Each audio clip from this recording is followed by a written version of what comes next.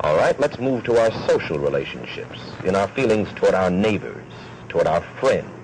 What's happening to man in those spheres? Well, in the first place, I would say our social relationships are relatively shallow. We are actually afraid to be intimate with people. Many people even with their wives and husbands.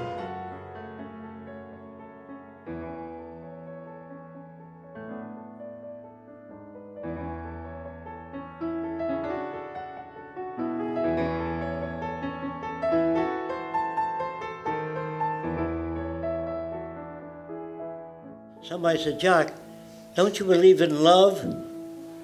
Everybody uses that word. So I asked most people, do you like everything you've ever done in life?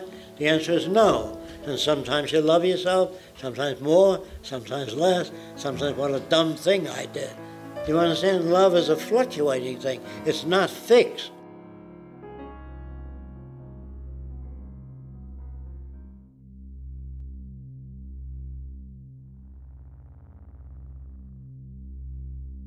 Well, you mentioned what we think about, or what we talk about anyway, on Sundays. What about man in relationship to his religion? Well, I think here we find the same phenomenon. We have a religious renaissance today in America, yes, as many people say. I would say this religious renaissance, 90% of it, is the greatest danger true religious experience has ever been confronted with. Why? Because what is attempted in this so-called religious renaissance is kind of a mixture between Dale Carnegie, how to win friends and be successful, and the norms of the Bible, of the Old and the New Testament, and in a kind of clever and sometimes not so clever way. People try to combine the two. Well, that is actually very much the contrary of the spirit of our true religious tradition.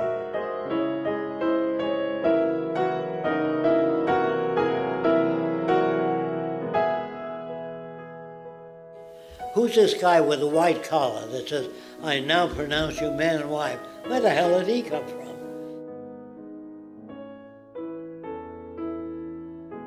In the Bible it says, two people joined by love cannot be put asunder by anyone.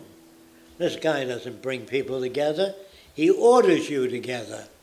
And real love is not force. Real love is you being with the person you want to be with. It's hard for people to understand, but real love means that you've got hands. They're called extensional devices.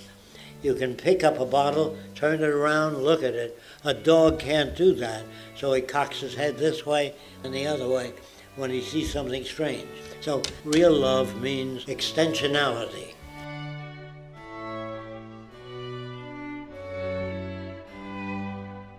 I hope my boyfriend loves me. That doesn't do anything to make him love you. It's your conduct and his values that determine who he picks. He thinks he picks the girl of his dreams, but he's been watching movies, reading novels, so he goes toward girls that look like what he believes is the right person.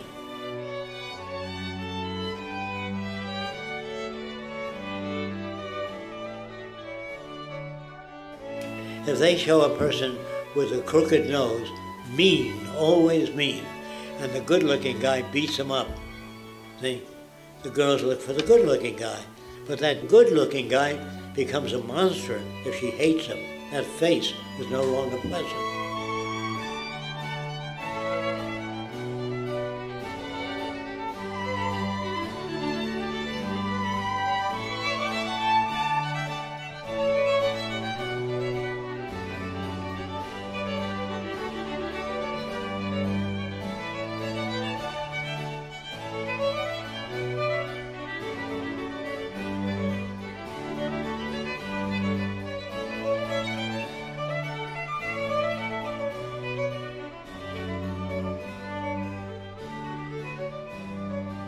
Now, if you fall in love at 16, and then you fall in love again at 30, it's different than the kind of love you fell in love with at 16. At 40, you have a very different picture of what you want. So love is not a constant. The trouble with it is, in the future, now you can't help this. You will love anybody you meet. If you married a guy because he has 7 qualities you love, and then you meet another guy with 40 qualities you love, you're going to love that person. You're going to get confused. Do I really love my husband or don't I? Sometimes you do, sometimes you don't. There's nothing wrong with them. They're reflecting their culture. Do you understand what I'm saying? There's nothing wrong with anybody. I'm trying to tell you something else. We never make a mistake in our lives. When you don't know enough about human behavior, you go out with the wrong people and they hurt you. That's not a mistake. You're using the best tools you have. When you fall in love with the wrong girl or you fall in love with the wrong guy, your value systems become updated or you become bitter. So I'm never getting married, depending on your experience. So in the future, you will love anyone that's lovable. Do you understand what I'm saying? There's not a thing you can do about it.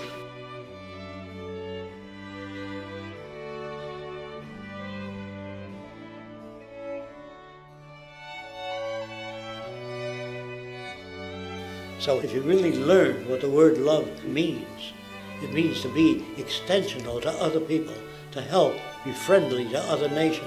If they lack resources, help them develop their resources. But if you keep things to yourself, you'll build hatred.